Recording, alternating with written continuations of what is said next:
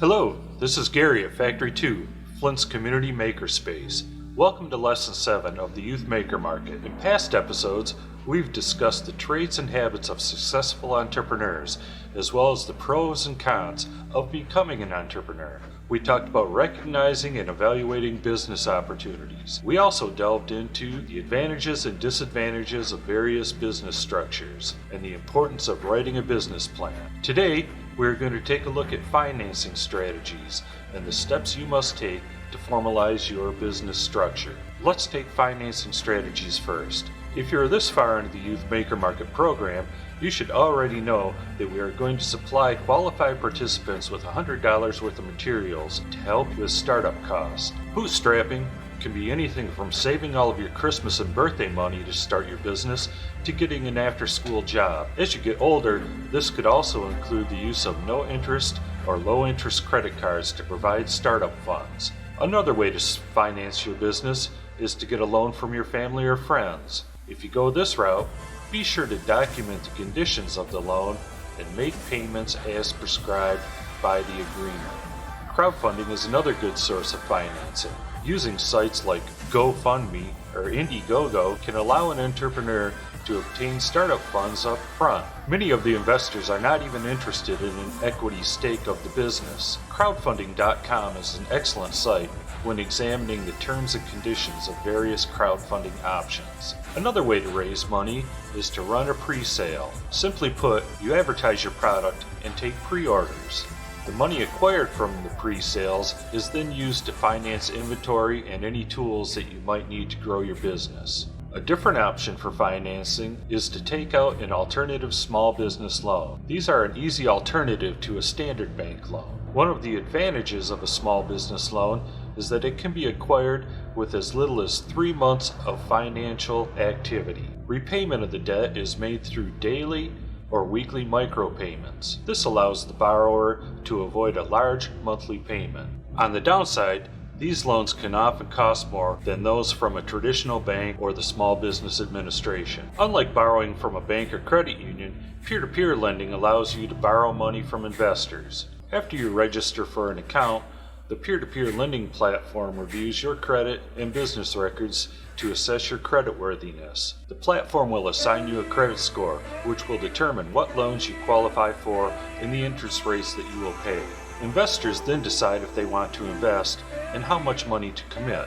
Another option is to join an accelerator or incubator. Most will give loans ranging from $20,000 to $120,000 in exchange for a percentage of the equity of your company. A final option is to participate in a small business competition. While the best known example is the nationally televised Shark Tank, there are many other small business competitions that happen on the state or local levels. Regardless of the financing strategy that you pursue, you should always start with a business plan.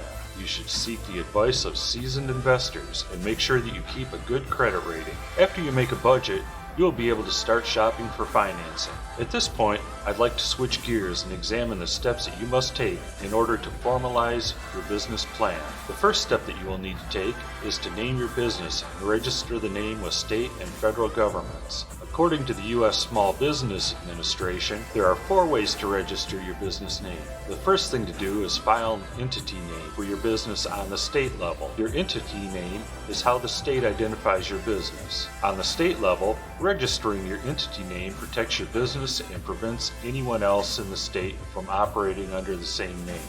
In Michigan, this process can be completed by visiting LARA, or the Michigan Department of Licensing and Regulatory Affairs site, which can be found at michigan.gov/LARA. To register a business name with the federal government, visit the United States Patent and Trademark Office at uspto.gov.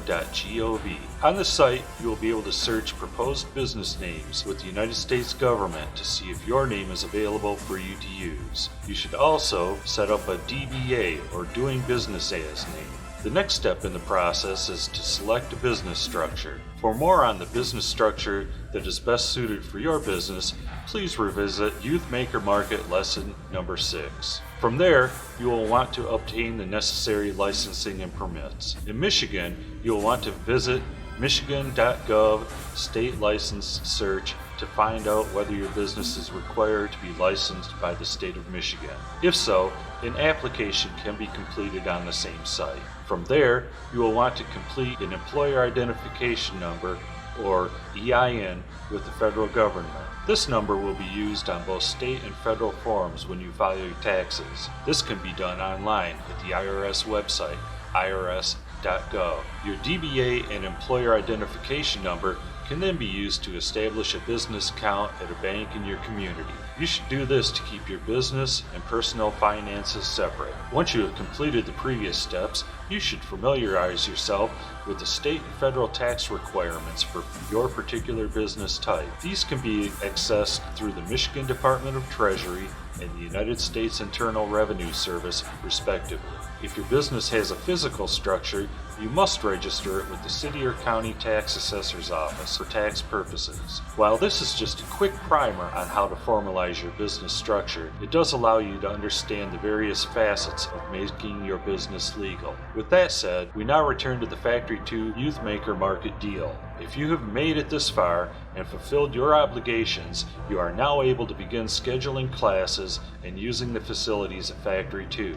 Once you have established a business plan or come up with a product that you would like to build, we will purchase $100 worth of startup materials and pair you with a Factory 2 staff member to help build your business. While Factory 2 is currently open on a limited basis, we hope to see you soon when COVID protocols allow. Until then, have a good day.